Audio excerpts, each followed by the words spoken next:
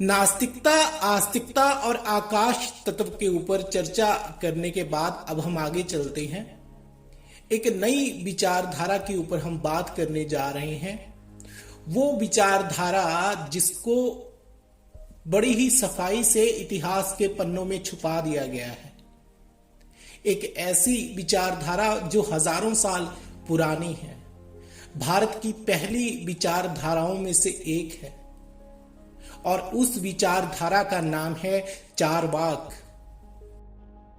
Charvaka philosophy या फिर चारवाक विचारधारा का नाम सुनते ही आपको यदा जीवेत सुखा जीवेत श्रीण कृत्वा घृत पीवेत ये कथन याद आता है, जिसका अर्थ है जब तक जियो सुख से जियो, उधार लेकर भी घी पियो। चारवाक ईश्वर को नहीं मानते थे, वो भगवान को नहीं मानते थे। उनका मानना था कि ये पूरी सृष्टि सिर्फ चार तत्वों से मिलकर ही बनी है। चारवाक शब्द का अर्थ है, चारवाक शब्द की उत्पत्ति मानी जाती है दो शब्दों से मिलकर ये शब्द बना है, चारु प्लस वाक। चारु का मतलब होता है मीठी बोली और वाक का मतलब होता है बोलना। मीठी बोली बोलने वाले लोग मतलब कौन? चारवाक। चारवाक सिद्धांतों के लिए बौद्ध पीठकों में लोकायत शब्द का प्रयोग किया जाता है। जो बौद्ध पीठक थे वो लोकायत के नाम से चारवाकों को कहते हैं, वो इनको लोकायत का नाम देते हैं। लोकायत का मतलब होता है वो लोग जो इसी लोक में मानते हैं, वो परलोक को नहीं मानते, जो इसी लोक को सब कुछ मानते हैं, इस पृथ्वी को, इस प्रकृति को सब कुछ मानते हैं। और इसका एक और मतलब होता है दर्शन की वो प्रणाली जो इस लोक में विश्वास करती है और स्वर्ग नरक अथवा मुक्ति में विश्वास नहीं रखती। चारवाक वो लोग थे जो सिर्फ दर्शन को मानते थे, जो सिर्फ प्रत्यक्ष को प्रमाण मानते थे।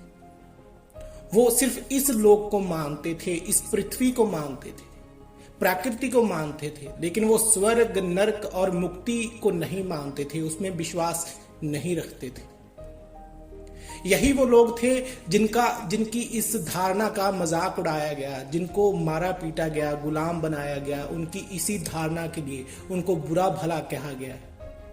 लेकिन चारवाक विचारधारा वाले लोग ही थे जिन्होंने जब वेद लिखे जा रहे थे तो उनका विद्रोह किया, विरोध किया। आगे बढ़कर उन्होंने सीधा सपाट कहा कि वेद में कुछ नहीं है, वेद सिर्फ धूर्तों की एक जमात का लिखा हुआ ग्रंथ है। वेद वो लोग लिख रहे हैं, उन लोगों के लिखे हुए हैं जो किसी बाहरी ताकत को मानते हैं, किसी स्वर्ग को मानते हैं, किसी नरक को मानते हैं और मुक्ति को मानते हैं, लेकिन ऐसी कोई चीज नहीं होती। चारवाक या लोकायत दर्शन का जिक्र महाभारत में भी मिलता है, लेकिन इसका कोई मूल ग्रंथ उपलब्ध नहीं है।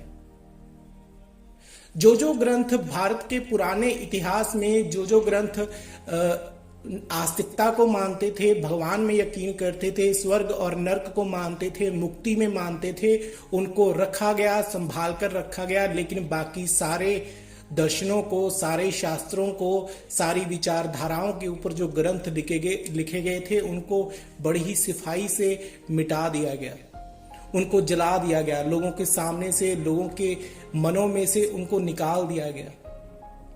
चारवाक की एक कहानी बनाई गई है और बड़ी ही सफाई से चारवाक को, आस्तिकता को चारवाक से जोड़ दिया गया है कि असुरों को बहकाने के लिए बृहस्पति ने वेद विरुद्ध एक मत प्रकट किया था, मानसिक मत के संबंध में। और विष्णु पुराण में लिखा है कि जब धर्म बल से दैत्य बहुत प्रबल हुए तब देवताओं ने विष्णु के यहाँ पुकार की, मतलब जो देवता थे वो विष्णु के पास गए और विष्णु ने अपने शरीर से एक माया मोह नामक पुरुष उत्पन्न किया, जिसने नर्मदा तट पर दिगंबर रूप में जाकर तप करते हुए असुरों को बहकाकर धर्म मार्ग से भ्रष्ट किया। माया मोह ने असुरों को जो उपदेश किया वह चार्वाक मत के श्लोकों से बिल्कुल मिलता जुलता है। लिंग पुराण में त्रिपुर विनाश के प्रसंग में भी शिव प्रेरित एक दिगंबर मुनि द्वारा असुरों के इसी प्रकार बहकाए जाने की कथा लिखी है, जिसका लक्ष्य जैनों पर जान पड़ता है। ये जानकारी आपको इंटरनेट के ऊपर भी मिल जाएगी, लेकिन बड़ी ही सफाई से उन्होंने क्या किया हुआ है, चार्वाक को आस्तिक बना दिया है। ये कहा गया है कि अगर भगवान को वही मना करेगा जो पहले उसे मानेगा, मतलब कौन कहेगा कि भगवान नहीं है, वही कहेगा जो पहले भगवान को मानता है। मतलब तुम जिस चीज को मानते हो उसी को तो तुम मना करोगे। तो इस हिसाब से एक तरह से चालाकी से क्या कहा गया है कि एक तरह से चार्वाक भी आस्तिक ही थे, लेकिन सब जानते हैं कि चार्वाक आस्तिक नहीं थे। वो किसी आकाश तत्व को नहीं मानते थे, वो किसी भगवान को नहीं मानते थे, वो किसी ईश्वर को नहीं मानते थे, वो सिर्फ 4 तत्वों को मानते थे। उनका मानना था कि आत्मा नाम की कोई चीज नहीं होती, स्वर्ग नाम की कोई चीज नहीं होती, नरक नाम की कोई परलोक नहीं है, जो है यही है, जो तुम करोगे इसी जन्म में करोगे, सब कुछ इसी जन्म में है, कोई मोक्ष नहीं होता और ना ही कोई पुनर्जन्म होता है। तो उन्होंने पुनर्जन्म को भी सिरे से नकार दिया, भगवान के होने को भी सिरे से नकार दिया। अब जैसे कि हमने आकाश तत्व के बारे में पिछले लेक्चर में बात की कि आकाश तत्व, उसके बारे में लोग क्या मानते हैं, लेकिन वो असल में क्या है। लेकिन उस वक्त जब आकाश तत्व को धारणा बनाकर, आधार बनाकर उसके ऊपर मनगढ़ंत कहानियों को लिखा जा रहा था, मतलब वेद पुराण लिखे जा रहे थे, उस वक्त में चार्वाक क्या करता है, उन चीजों का विरोध करता है, वो उनके ऑपोजिट बोलता है। वो कहता है कि तुम लोग, जो लोग वेद लिखने वाले थे, वो उनको कह रहा था कि तुम लोग धूर्त हो, मूर्ख हो, तुम उस लोक को मानते हो जिसकी कोई छवि ही नहीं है, जिसकी कोई मूर्त रूप ही नहीं है, जो आंखों से दिखाई ही नहीं देता। तुम कहते हो उसे सिर्फ मन से देखा जा सकता है, लेकिन हम कहते हैं कि मन भी इंद्रियों के ऊपर ही डिपेंड है। मन को अगर कोई चीज महसूस करनी है तो पहले उसे इंद्रियों के ऊपर डिपेंड होना पड़ता है। मतलब अगर तुम हाथों से किसी चीज को छुओगे तो ही तुम्हारे मन को पता चलता है कि वो है। अगर तुम आंखों से देखोगे तो ही तुम्हारे मन को पता चलता है कि कोई चीज है। अगर तुम जीभा से किसी पदार्थ का स्वाद लोगे तभी तुम्हें पता चलता है कि वो मीठा है, कड़वा है, उसका टेस्ट क्या है।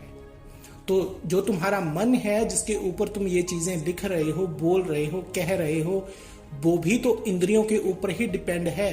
तो हम कैसे माने तुम्हारे उस भगवान को, तुम्हारे ईश्वर को, तुम्हारे जिसको भी तुम कह रहे हो, आकाश कह रहे हो या कुछ भी कह रहे हो, उसे हम कैसे मान लें। तो वो इन चीजों का विरोध करते थे, लेकिन बड़ी ही सफाई से उनका जो ज्ञान था उसे आस्तिकता में बदला गया। उनको मारा पीटा गया, उनको बुरा कहा गया, चंडाल कहा गया, धूर्त कहा गया, उनको गुलाम बनाया गया, उनको निकाला गया यहां से धक्के मारकर। तो बहुत अत्याचार किया गया उनके ऊपर, लेकिन उनकी जो फिलोसॉफी थी, उनकी जो विचारधारा थी, वो वैसी की वैसी रही, वो कभी खत्म नहीं हुई। उनको मजबूरी में उन चीजों को लिखना पड़ा, लेकिन लिखने के बावजूद उन्होंने विरोध किया। जिन्होंने वेद लिखे, शास्त्र लिखे, पुराण लिखे, उन्होंने हर जगह चार्वाक का विरोध किया, क्योंकि चार्वाक ही ऐसे लोग थे जो मैटेरियलिज्म को मानते थे, जो तत्ववाद को मानते थे, जो उन तत्वों को मानते थे जो सिर्फ दिखाई देते हैं और जिनको महसूस किया जा सकता है, जिनको छुआ जा सकता है, जिनके ऊपर इंसान की जिंदगी चलती है। इसीलिए वो आकाश को नहीं मानते थे। चाहे आकाश की मौजूदगी थी, वो उसे शून्य कहते थे। वो कहते थे कि आकाश नाम की चीज चाहे कोई है, लेकिन हम नहीं मानते, क्योंकि उसका कोई अस्तित्व नहीं है। उसे बांधा नहीं जा सकता, उसे देखा नहीं जा सकता, उसे पकड़ा नहीं जा सकता, तो हम कैसे माने। वाल्मीकि रामायण में अयोध्या कांड में महर्षि ज्वाली ने रामचंद्र को वनवास छोड़कर अयोध्या लौट जाने के लिए जो उपदेश दिया था, वो भी चार्वाक का ही था। वो भी चार्वाक ही थे जिन्होंने वो उपदेश दिया। इन सब बातों से सिद्ध होता है कि जो निरीश्वरवादी मत था वो बहुत प्राचीन था, वो आज भी बहुत प्राचीन है। वो तब जब वेद लिखे गए, शास्त्र लिखे गए, पुराण लिखे गए, तब से पहले की विचारधारा है कौन सी? चारवाक। सांख्य दर्शन जो एक आस्तिक दर्शन है वो भी निरीश्वरवादी मत ही है, लेकिन बड़ी ही चालाकी से उसे ईश्वरवादी बनाया गया है, शब्दों से बनाया गया है, शब्द जाल से बनाया गया है। चारवाक ईश्वर और परलोक को नहीं मानते थे। परलोक को ना मानने के कारण ही इनके दर्शन को लोकायत कहा गया, मतलब जो इसी लोक को मानते हैं। वो कहते थे कि सुख ही इस जीवन का सबसे प्रधान लक्ष्य है, सुखवाद ही सब कुछ है, संसार में दुख भी है, ये समझकर जो सुख नहीं भोगता वो मूर्ख है। चारवाक कहते थे कि संसार में दुख भी है, हम मानते हैं, हम बिल्कुल मानते हैं कि इस संसार में दुख है, ये संसार दुखों से भरा हुआ है, ये जिंदगी, ये जीवन दुखों से भरा हुआ है। लेकिन अगर तुम ये सोचकर के पूरी जिंदगी में दुख है, पूरे जीवन में दुख है, पूरे संसार में दुख है, सुख के बारे में सोचते ही नहीं हो, सुख को भोगते ही नहीं हो, तो तुम मूर्ख हो। वो कहते थे मछली में कांटे होते हैं, ये देखकर तो तुम मछली खाना छोड़ तो नहीं देते। अगर तुम ये सोचते हो कि चार पैरों वाले जानवर तुम्हारे खेतों को खराब कर जाएंगे, वीरान कर जाएंगे, तुम्हारी उगी हुई फसल को लिताड़ जाएंगे, इसके डर से क्या तुम खेत जाना छोड़ दोगे? क्या कोई खेत जाना छोड़ देता है? क्या कोई अपनी फसल उगाना छोड़ देता है? नहीं, तुम फिर भी वो काम करते हो। इसीलिए चारवाक कहते थे कि आत्मा नाम का कोई पदार्थ नहीं है, आत्मवाद जैसी कोई चीज नहीं होती। जब चार तत्वों से बना हुआ शरीर इकट्ठा होता है, चार तत्व इकट्ठे होते हैं, शरीर को बनाते हैं, तो उन चार तत्वों के मिश्रण से ही क्या होता है? चैतन्य जो होता है शरीर में, जिसे तुम आत्मा कहते हो, वो प्रकट हो जाती है। लेकिन जब शरीर नहीं रहता तो तुम्हारी आत्मा कहां चली जाती है? जब शरीर नहीं रहता तो तुम्हारी आत्मा का कोई आधार नहीं रह जाता, क्योंकि आत्मा को वास करने के लिए भी शरीर की जरूरत होती है। इसीलिए यही शरीर सबसे ज्यादा महत्वपूर्ण है, सबसे ज्यादा जरूरी है, यही मायने रखता है। कोई लोक, परलोक या फिर आत्मा मायने नहीं रखती। वो कहते थे पृथ्वी, जल, तेज और वायु, मतलब पृथ्वी, धरती, जल, पानी, तेज मतलब अग्नि और वायु मतलब हवा, इन चार भूतों के संयोग विशेष से ही चेतनता उत्पन्न हो जाती है, मतलब तुम जाग जाते हो। और इनके विश्लेषण या फिर विनाश होने से ही मैं अर्थात चेतनता का भी विनाश हो जाता है, मतलब जिसे तुम मैं कहते हो, जिसे तुम अपनी अभिव्यक्ति देते हो, वो चीज, उसका विनाश हो जाता है तुम्हारे शरीर के साथ ही। तो जब तक जीना है सुख से जियो और ऋण लेकर भी घी पियो, मतलब जब तक ये शरीर है तब तक इसको सुख दो, सुख भोगो, श्रम भी करो और सुख भी भोगो। चाहे उधार लेकर ही अपना जीवन यापन करना पड़े, उधार लेकर ही जीना पड़े, जियो, क्योंकि एक दिन तुम भी मर जाओगे और वो भी मर जाएगा जिससे तुमने उधार लिया है। दोनों का ही एक दिन अंत हो जाना है, तो वापिस करने या लेने देने का कोई सवाल ही नहीं उठता। इस चेतन शरीर के नाम के पीछे फिर जो पुनर्आगमन होता है वो नहीं होता। तुम कहते हो कि जब ये शरीर खत्म हो जाता है, आत्मा रह जाती है, आत्मा परलोक में चली जाती है, फिर से जन्म लेती है और तुम फिर उसी जिंदगी में आ जाते हो, वही जिंदगी दोबारा जीते हो, और तुमने जो पिछले कर्म किए थे अच्छे बुरे, उन कर्मों का तुम्हें फल भोगना पड़ता है।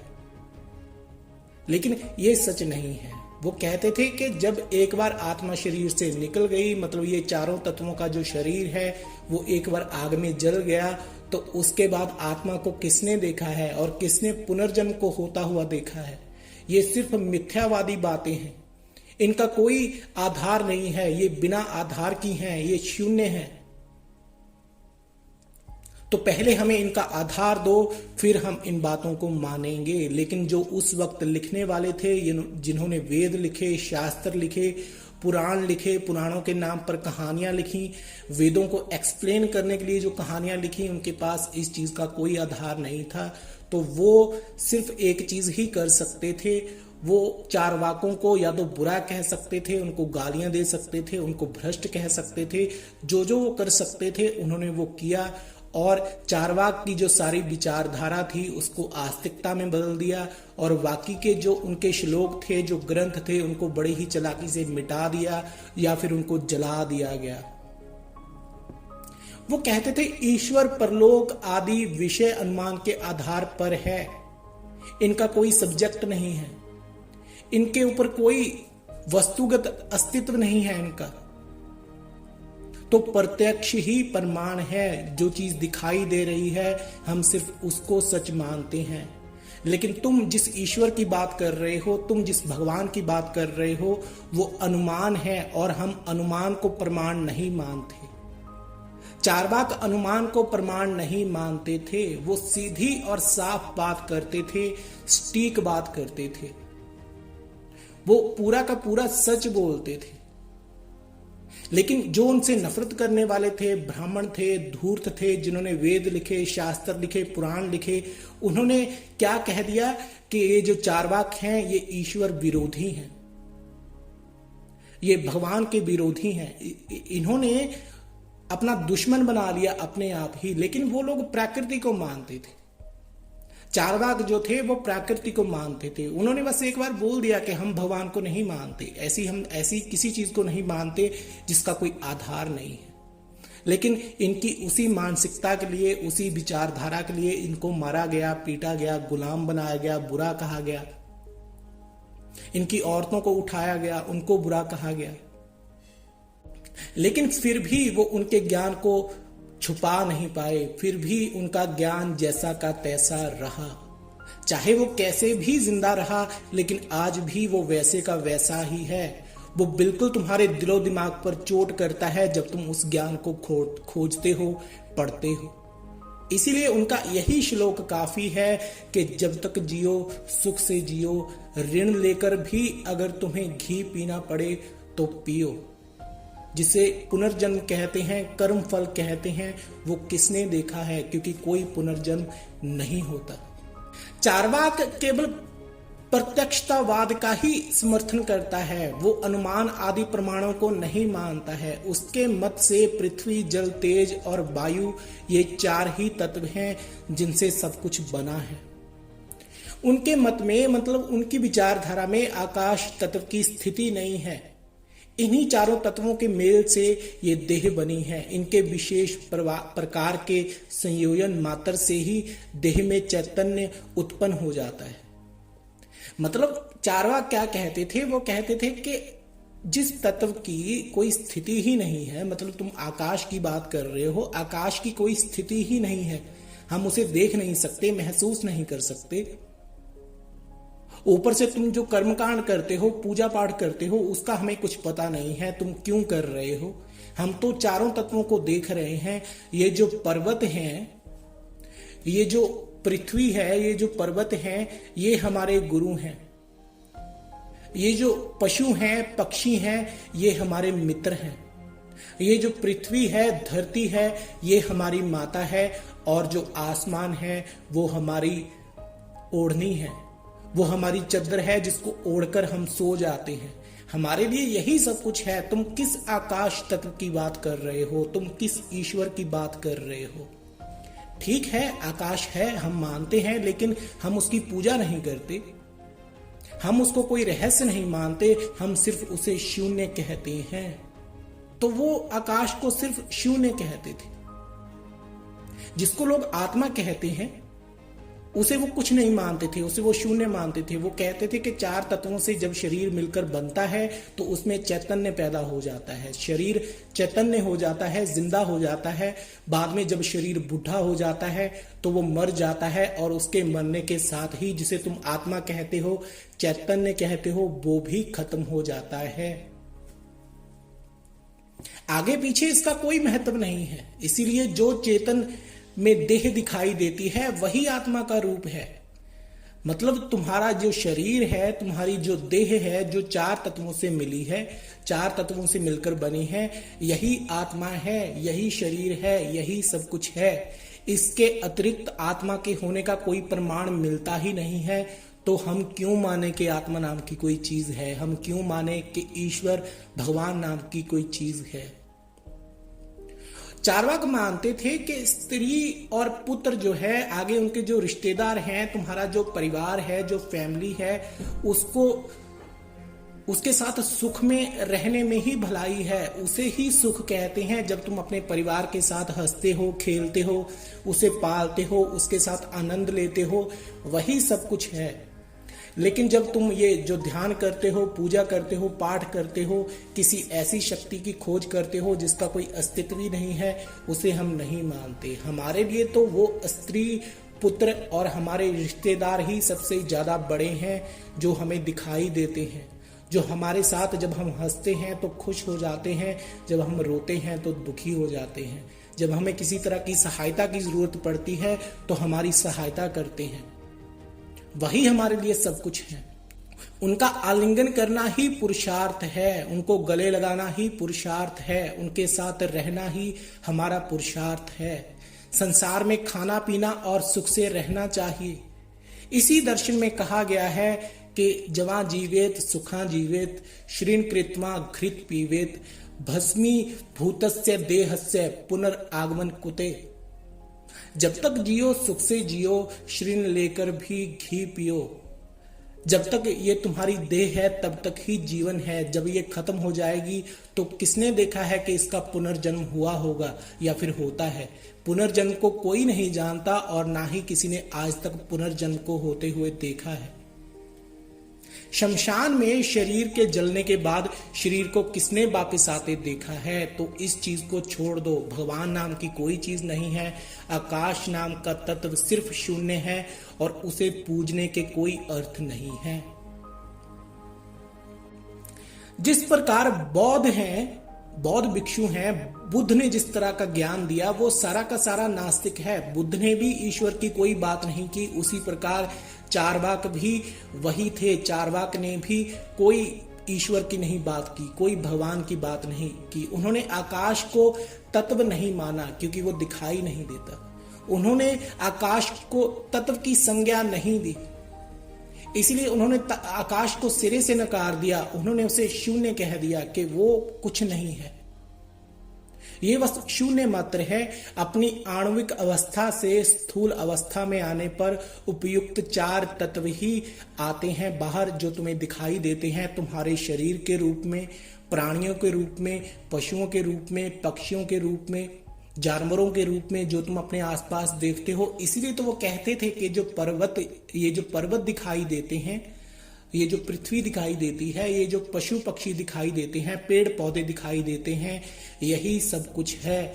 यही हमारे मित्र हैं, यही हमारे गुरु हैं, यही हमारे सखी संबंधी हैं और यही हमारे लिए हमारा जीवन है।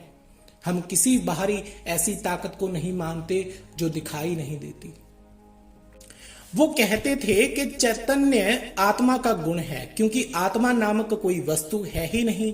अंत चैतन्य शरीर का ही गुण या फिर धर्म सिद्ध होता है। मतलब आत्मा अगर दिखाई नहीं देती, लेकिन ये शरीर दिखाई देता है और शरीर का एक गुण है, क्योंकि उसे देखा जा सकता है, छुआ जा सकता है, महसूस किया जा सकता है। और इसी को हम धर्म मानते हैं, यही हमारा धर्म है। अर्थात यही शरीर ही हमारी आत्मा है, अर्थात यही शरीर है। इसकी सिद्धि के 3 प्रकार हैं, तर्क, अनुभव और आयुर्वेद। तर्क से ही आत्मा की सिद्धि के लिए चार्वाक लोग कहते हैं कि शरीर के रहने पर चैतन्य रहता है, जब शरीर नहीं रहता तो चैतन्य भी नहीं रहता। उनका अनुभव था कि मैं स्थूल हूं, मतलब मैं शरीर हूं, मैं दुर्बल हूं, मैं गोरा हूं, मैं निष्क्रिय हूं और मैं ही सक्रिय हूं। ये अनुभव हमें पग पग पर होता है, मतलब कदम कदम पर होता है। हम हर वक्त ये चीज महसूस कर सकते हैं। मैं स्थूल हूं, मतलब तुम्हारा शरीर है, तुम्हें दिखाई देता है।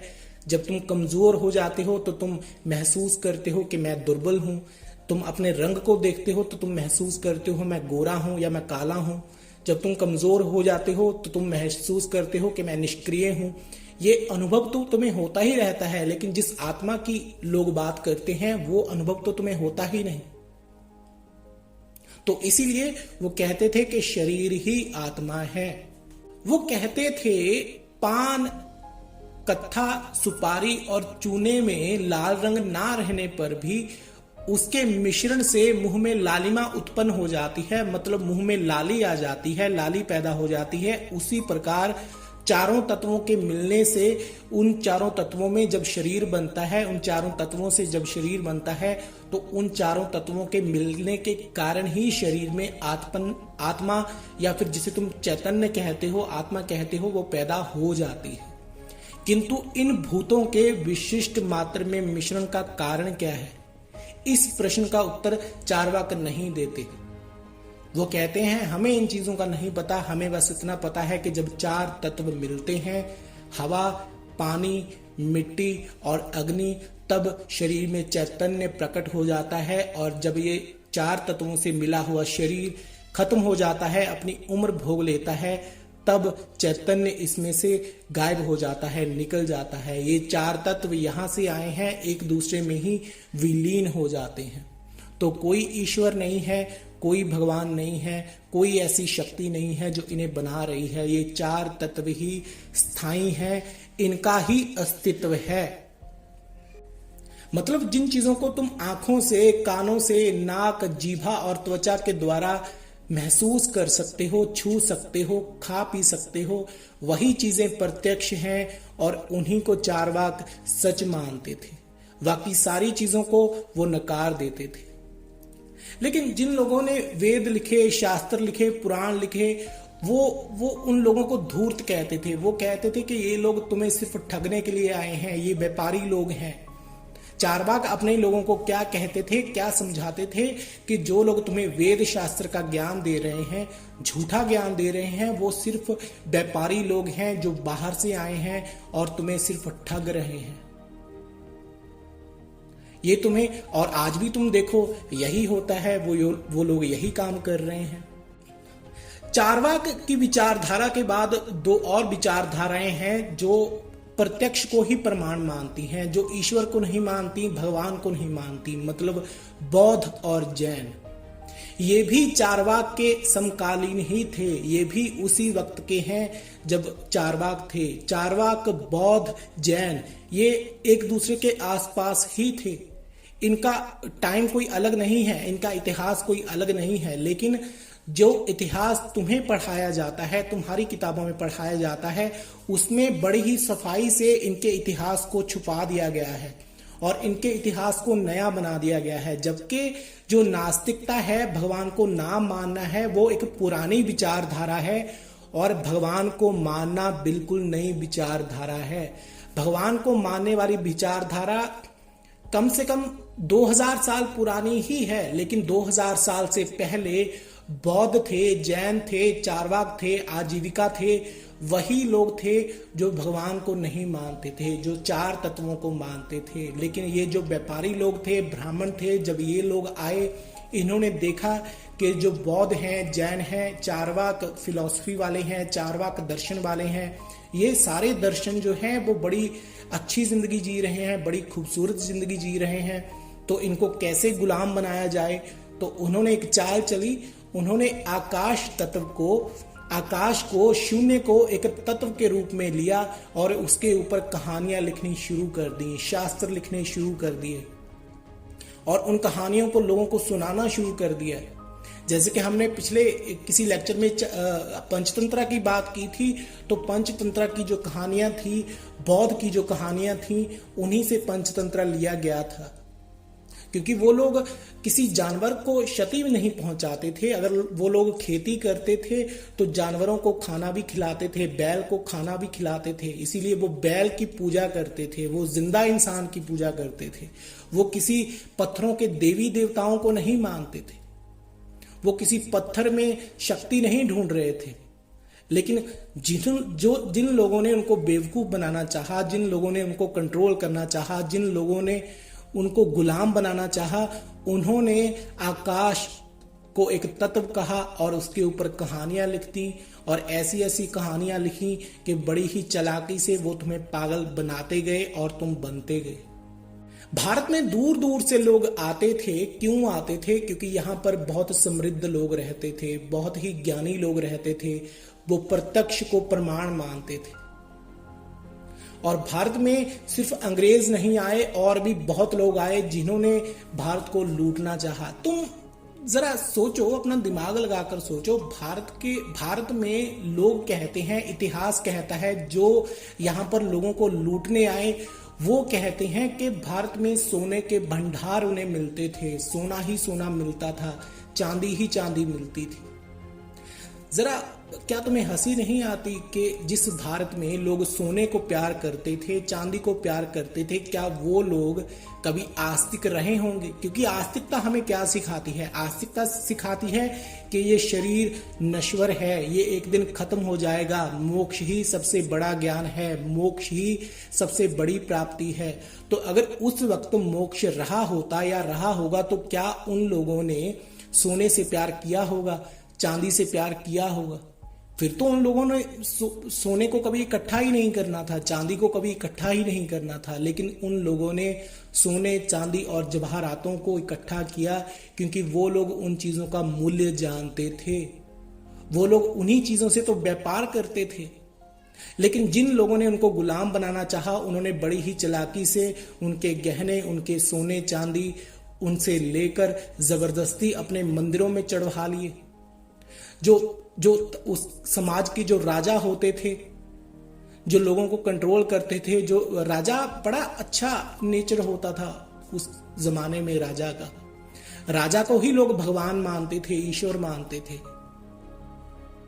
क्योंकि वो किसी ऐसे ईश्वर को नहीं मानते थे जो कल्पना में ही है सब कुछ। वो प्रत्यक्ष को प्रमाण मानते थे, इसलिए उनकी नजर में राजा ही ईश्वर था। लेकिन ये जो ब्राह्मण आए, वेद लिखने वाले आए, शास्त्र लिखने वाले आए, इन्होंने क्या किया? इन्होंने राजाओं की चापलूसी की। और राजाओं की चापलूसियों में ये क्या करते थे?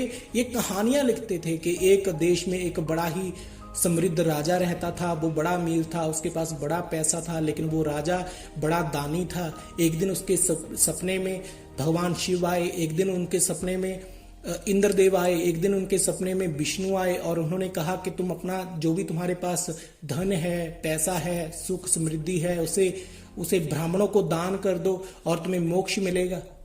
उनकी कहानियों को सुनकर राजा भी कहीं ना कहीं बहकाया जाता था, राजा भी कभी कहीं ना कहीं बेवकूफ बन जाता था।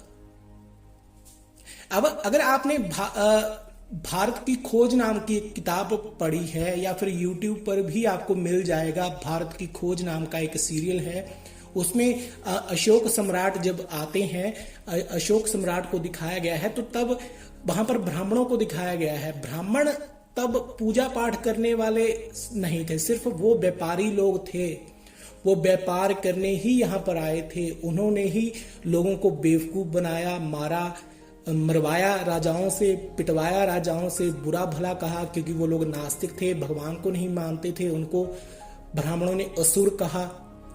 जब ब्राह्मणों ने देखा कि ये तो बड़ी खूबसूरत जिंदगी जी रहे हैं और इनके रंग काले हैं और हम गोरे हैं, तो उन्होंने उनके साथ रंग भेद भी किया, कास्ट सिस्टम भी वो लेकर आए, जातिवाद उन्हीं ने फैलाई। तुम चाहे तुम किसी भी जाति से संबंध रखते हो, तुम अपनी जातियों का इतिहास उनके ऊपर थोड़ी नजर दौड़ाओ, देखो, तो तुम्हें अपनी जाति में कोई ना कोई ऐसा इंसान जरूर मिल जाएगा जो कभी राजा हुआ करता था, जो कभी संत हुआ करता था, जो कभी योगी हुआ करता था। राजा तो ठीक है, लेकिन ये जो संत बने हैं, संत कबीर हो गए, या फिर और भी कई संत जो तुमने देखे हैं, जिनके बारे में तुमने पढ़ा है, जिनके बारे में तुम कहानियां सुनते हो, जिनकी कविताएं पढ़ते हो, शायरी पढ़ते हो, जो सिर्फ भगवान की बात करते हैं, तो वो किन्होंने बनाए हैं? उन राजाओं को संत किन्होंने बनाया है? वो इन्हीं ब्राह्मणों की अकल थी उनके पीछे, इन्हीं ब्राह्मणों का दिमाग था। उन्होंने बड़ी ही खूबसूरती से, बड़ी ही चालाकी से बड़े बड़े राजाओं के जो मुकुट थे वो उतरवा दिए और उनको संत बना दिया। उनको पागल बना दिया अपनी बातों से। जो लोग कभी चार्वाक हुआ करते थे, नास्तिक हुआ करते थे, जो लोगों के लिए भगवान हुआ करते थे, भगवान के समान हुआ करते थे, उनको बड़ी ही चालाकी से आम जनता के सामने इन्होंने संत घोषित कर दिया, उनको हरा दिया और उनके महलों से निकाल दिया और निकाल कर भगा दिया। और कैसे भगाया? जो बाहर से जो हमलावर आते थे, भारत को लूटने आते थे, यहाँ के लोगों को लूटने आते थे, तो ब्राह्मण जो हैं, ब्राह्मणवादी जो हैं, वो लोग क्या कहते थे उनको, लूटने वालों को, कि हम भी तुम्हारी ही तरह यहाँ पर बसे हुए हैं, तुम्हारी ही तरह यहाँ पर टिके हुए हैं, हमने भी इन लोगों के ऊपर ऐसे ही शासन किया है, इनको बेवकूफ बनाकर। तो तुम जो लेने आए हो वो लेकर जाओ, लेकिन हमें छोड़ दो, हमें माफ कर दो, क्योंकि हम भी व्यापारी ही हैं। व्यापारी का काम क्या होता है? व्यापारी का काम होता है हिसाब किताब रखना, हर चीज का हिसाब रखना, हर चीज को लिखना, हर चीज का एक मूल्य निर्धारित करना। ये जो तुम्हारे शास्त्र हैं, कहानियां हैं, ये सारी उनकी कोडवर्ड में वो बातें करते थे, कोड्स में बातें करते थे, छुपी हुई बातें करते थे, गुप्त बातें करते थे। वो उन्होंने सीखी कहां से थी? यहीं के राजाओं से। जब राजा इन ब्राह्मणों को, इन लोगों को, जो बाहर से व्यापारी लोग आए थे, जो खुद को आर्यन कहते थे, इनको ये राजा के सामने झुकते थे, माथा टेकते थे, उसके पैरों में गिर जाते थे और कहते थे कि आप हमारे लिए ईश्वर के समान हैं। और राजा फिर इनको पनाह देता था, इनके ऊपर तरस करता था। धीरे धीरे ये लोग चापलूस बन जाते थे। अब जिस राजा के पास ये रहते थे, उसके मंत्रियों में लड़ाइयां करवाते थे, युद्ध करवाते थे और खुद दूर रहते थे। दूर रहकर ही सब कुछ देखते थे। यही वो लोग थे जिन्होंने तुम्हें बेवकूफ बनाया है। चारवाक का जो ज्ञान था, चारवाक जो फिलोसॉफी थी, नास्तिकता की जो फिलोसॉफी थी, इन्होंने बड़ी ही चालाकी से उस फिलोसॉफी को, उस दर्शन को, उस शास्त्र को आस्तिकता में बदला और खुद ये नास्तिक ही रहे। पूजा पाठ इन्होंने दूसरों को करने में लगाया, लेकिन खुद ये मजे लेते थे, ऐश करते थे। तुम इनके ग्रंथों को पढ़ लो, वो भरे पड़े हैं धूर्तता से। पहले भारत में एक पत्नी रखने का रिवाज नहीं था। एक पत्नी रखने का रिवाज बड़ा नया है।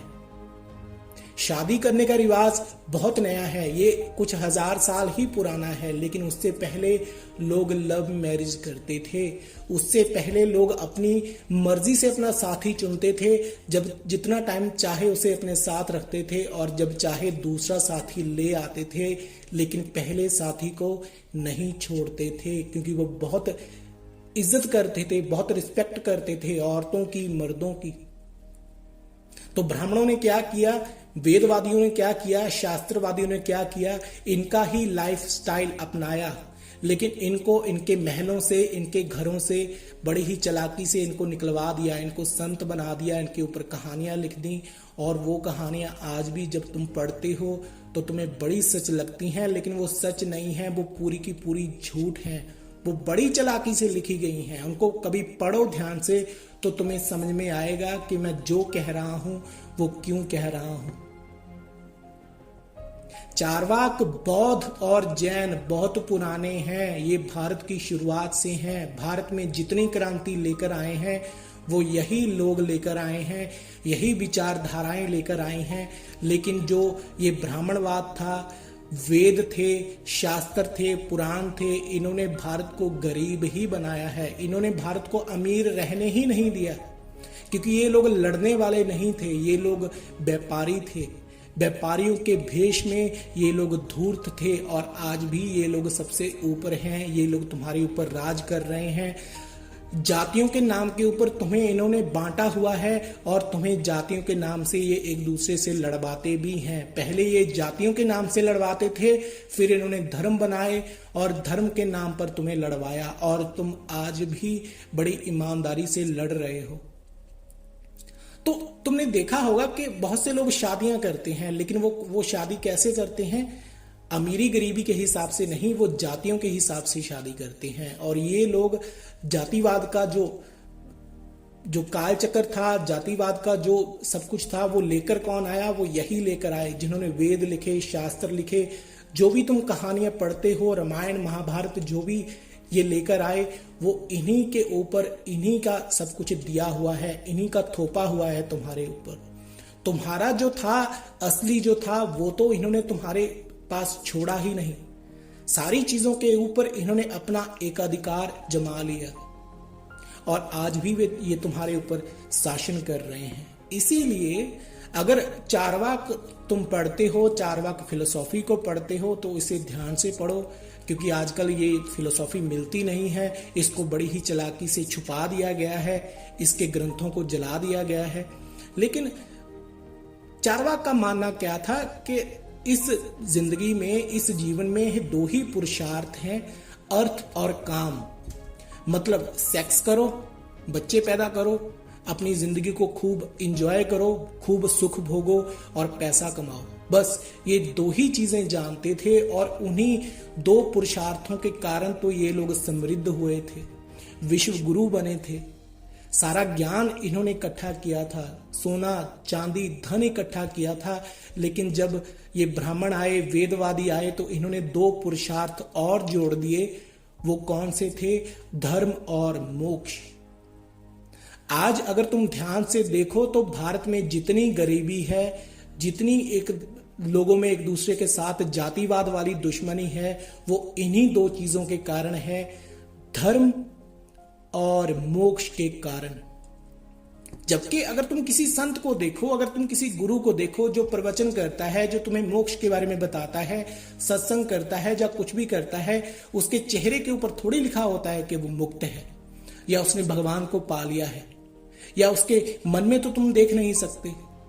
लेकिन ये जो चापलूस होते हैं, ये जो इन्होंने अपने पीछे जो आदमी छोड़े होते हैं, अपने अंध भक्त छोड़े होते हैं, वही तुम्हें इनके बारे में बताते हैं कि हमारे गुरु बड़े पहुंचे हुए हैं, बड़े पहुंचे हुए संत हैं, उनके पास असीम शक्तियां हैं। बाहर के जो लोग हैं वो इनके पास ज्ञान लेने आते हैं। वो सारी की सारी बातें झूठ हैं, वो झूठ फैलाया जाता है। किसके द्वारा?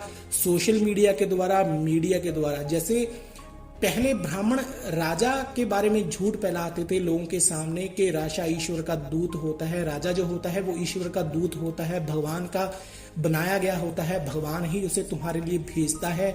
वैसे ही आज तुम टीवी के ऊपर देखते हो, टीवी के ऊपर तुम क्या देखते हो कि जो तुम्हारा राजा है, राष्ट्रपति है, प्रधानमंत्री है, उसने क्या क्या किया है, ये चीजें की हैं, उसने सड़कें बनवाई, ये किया, वो किया, उसको दान दिया, इतने पैसे लोगों के अकाउंट्स में जा रहे हैं। लेकिन असल में वो चीजें सच थोड़ी होती हैं। वो जितना बड़ा झूठ, जितनी बड़े बड़े काम वो तुम्हें दिखाते हैं, उतना काम तो किया ही नहीं होता। वो सिर्फ सपनों में होता है। और उसी चीज को ये लोग क्या कहते हैं? राजनीति। जबकि जो असली राजनीति थी वो तो बहुत अमीर है, वो तो बड़ी समृद्ध थी, लेकिन इन्होंने बड़ी ही चालाकी से सारी चीजें बदल दी, सारा ज्ञान बदल दिया, सारा इतिहास बदल दिया।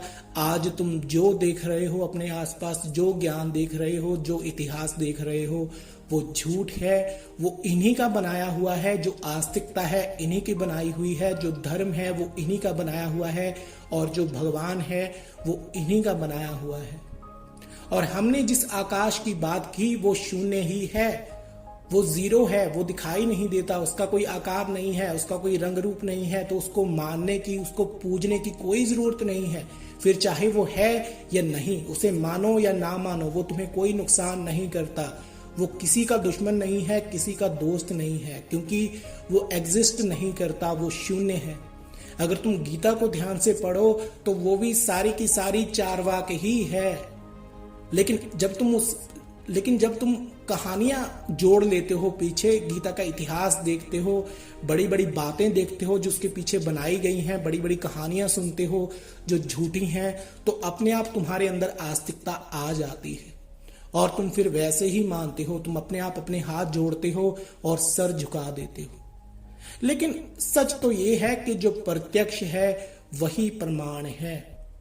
दो ही पुरुषार्थ सच हैं, काम और अर्थ, यानी सेक्स और पैसा, सुख और पैसा। जो आदमी भूखा है, जो इंसान भूखा है, जो पेट से भूखा है, वो कैसे मोक्ष को प्राप्त करेगा? अगर मोक्ष नाम की कोई चीज है, अगर तुम भूखे हो, तुमने कई दिनों से खाना नहीं खाया, तो तुम भगवान के बारे में सोचोगे या फिर रोटी के बारे में? उस वक्त जो इंसान तुम्हें खाना देगा वही तुम्हारे लिए भगवान होगा।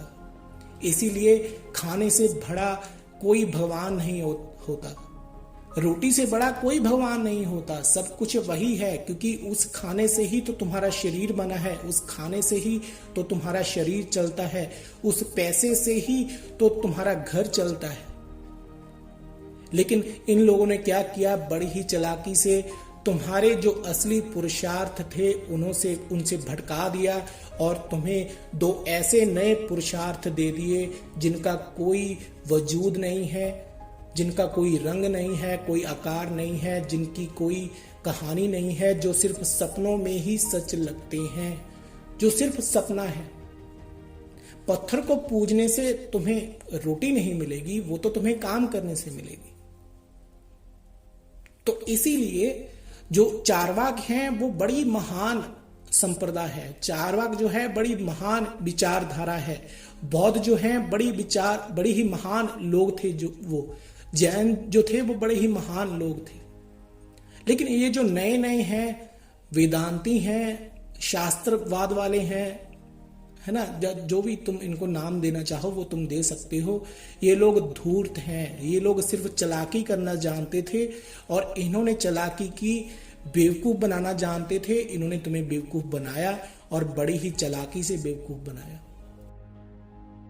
एक छोटा बच्चा जब बचपन में होता है तो बचपन में उसे कुछ पता नहीं होता कि भगवान क्या है, ईश्वर क्या है, या फिर कोई बाहरी शक्ति वो सच भी है या नहीं। लेकिन उसे वो सिखाया जाता है। पहले उसे स्कूल की शिक्षा दी जाती है, धीरे धीरे स्कूलिंग की शिक्षा के बाद जब वो बड़ा होता है तो उसे धर्म की शिक्षा दी जाती है। धर्म की शिक्षा में ही उसे बताया जाता है कि कोई ऐसी बाहरी शक्ति है जो हमें चला रही है, एक भगवान है, एक देवता है जिसके सामने तुमने सर झुकाना है, जिसने तुम्हें बनाया है, उसकी तुम्हें पूजा करनी है। उस छोटे से बच्चे को बिल्कुल कुछ पता नहीं होता कि भगवान भी कुछ होता है। उसे वो बाद में बताया जाता है। क्यों? ताकि उसे मानसिक रूप से पंगु किया जा सके, उसे मानसिक रूप से अपंग बनाया जा सके, उसके दिमाग को उलझा दिया जाता है एक ऐसी शिक्षा में जिसका कोई आधार नहीं है। लेकिन जब वो बड़ा होता है, जवान होता है, तो उसका एक ही पुरुषार्थ होता है, या ज्यादा से ज्यादा दो ही पुरुषार्थ होते हैं उसकी जिंदगी में। प्यार करना, किसी साथी को अपने लिए चुनना, या फिर पैसा कमाना। मतलब जब वो बड़ा हो जाता है, उसकी शादी हो जाती है, तो उसको पैसा ही कमाना होता है। तो ये दो ही पुरुषार्थ होते हैं। लेकिन जो धर्म और मोक्ष होता है वो उसके ऊपर थोपा जाता है। किसके द्वारा? उसके माता पिता के द्वारा।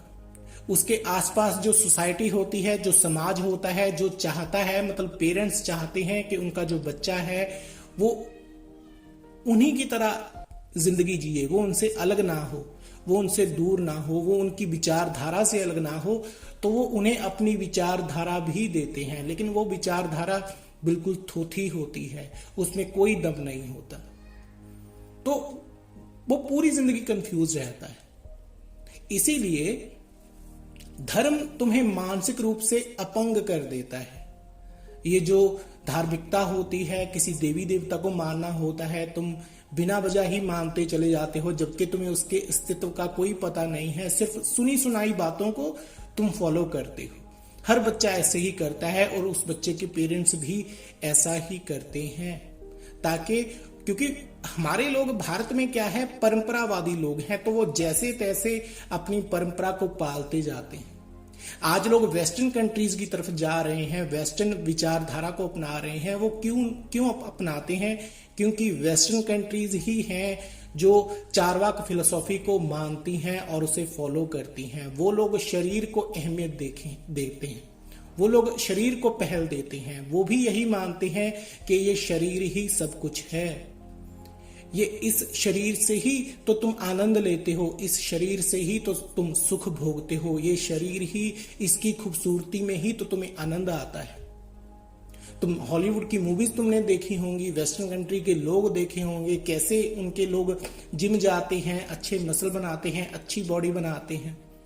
किसी नशे का ज्यादा सेवन नहीं करते, करते भी हैं तो वो उनके पास बैकअप प्लान होता है, वो अपनी कसरत जारी रखते हैं, लंबी जिंदगी जीते हैं, अच्छी उम्र भोगते हैं। प्रकृति को वो लोग प्यार करते हैं, दरख्त लगाते हैं, पेड़ पौधे लगाते हैं, उनसे प्यार करते हैं, जानवरों से प्यार करते हैं, उनकी रिस्पेक्ट करते हैं, उनके लिए वो लड़ते हैं।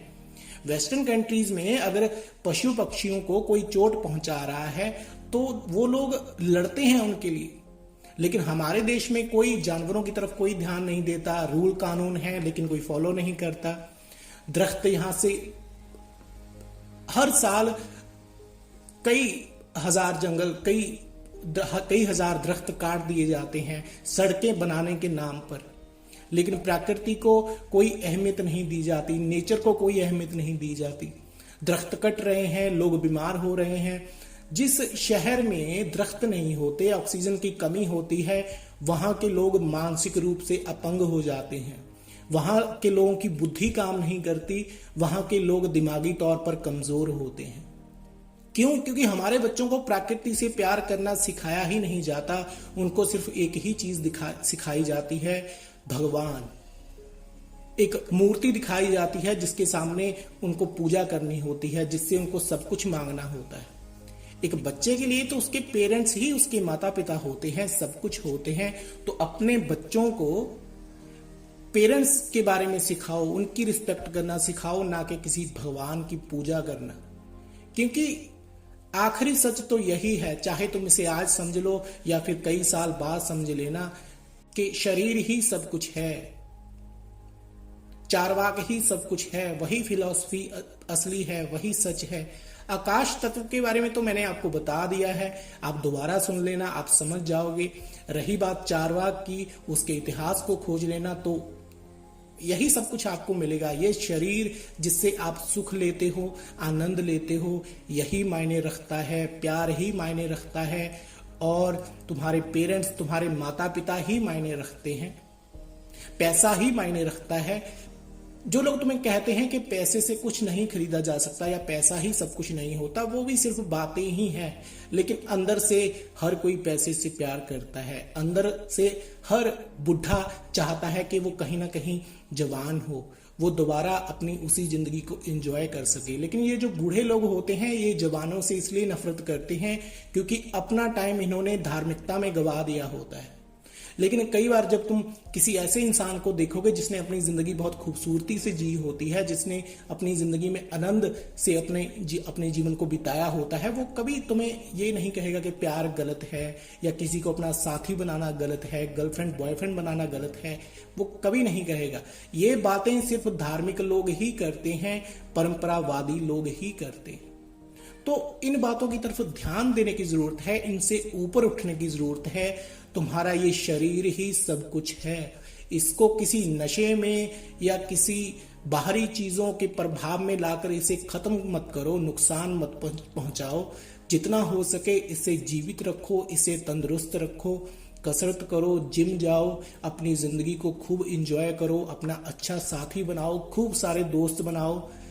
अकेले रहने की कोई जरूरत नहीं है, क्योंकि आजकल एक नई मोटिवेशन भी आ गई है मार्केट में। लोग तुम्हें बताते हैं, जो तुम्हें मोटिवेट कर रहे होते हैं, वो तुम्हें कहते हैं कि अकेले रहो अगर जिंदगी में कुछ बनना चाहते हो, कुछ पाना चाहते हो। लेकिन ये सच नहीं है। वो तुम्हें इसलिए कहते हैं ताकि तुम अकेले रहो और उनको सुनते रहो। नहीं, खूब सारे दोस्त बनाओ, जितने भी बना सकते हो, अच्छे दोस्त बनाओ। दोस्त बनाओगे तो ही तुम्हारे लिंक बनेंगे, तो ही तुम्हारे आगे के आगे नए दोस्त बनेंगे, तो ही तुम्हें नए से नया काम मिलेगा। हर दोस्त तुम्हें नई मंजिल तक लेकर जाएगा, हर दोस्त तुम्हें अलग जिंदगी का एहसास करवाएगा। और इस शरीर का साथ मत छोड़ो, इसकी तरफ ध्यान दो, ये बहुत जरूरी है। चारवाक की तरफ ध्यान दो, चारवाक की फिलोसॉफी की तरफ ध्यान दो। मोक्ष की जो फिक्र है वो तुम्हें अभी करने की जरूरत नहीं है। पहले अपनी जिंदगी को अच्छी तरह जी लो, भोग लो। 40 साल के जब तुम हो जाओगे, 40 साल से ऊपर चले जाओगे, 50 साल के हो जाओगे, तब तुम सोच लेना कि मोक्ष क्या है, भगवान क्या है। जब तुम अपनी सारी जिंदगी को जी लोगे, उससे पहले तुम्हें इन चीजों की फिक्र करने की कोई जरूरत नहीं है। तो जब तक जीना है सुख से जियो। अगर तुम सोचो, चिंतन करो ध्यान से इस विचारधारा के ऊपर, चार्वाक विचारधारा के ऊपर, तो तुम्हें पता चलेगा कि चार्वाक तुम्हारे ऊपर से एक बहुत बड़ा बोझ उतार कर रख देता है। ये तुम्हें हल्का कर देता है, ये तुम्हें उस चीज से मुक्ति दिलवाता है, उस झूठे ज्ञान से मुक्ति दिलवाता है जिसमें तुम्हें बचपन से ही बांध दिया जाता है, जिसके ऊपर तुम्हें डिपेंड कर दिया जाता है। तो चार्वाक तुम्हें गुलाम नहीं बनाता, चार्वाक तुम्हें गुलाम नहीं बनाता, ये तुम्हें आजाद करता है, ये तुम्हें एक हल्कापन देता है, ये तुम्हें एक जिम्मेदारी का एहसास दिलवाता है, ये तुम्हें पंख देता है ताकि तुम उड़ सको और अपने सहारे उड़ सको।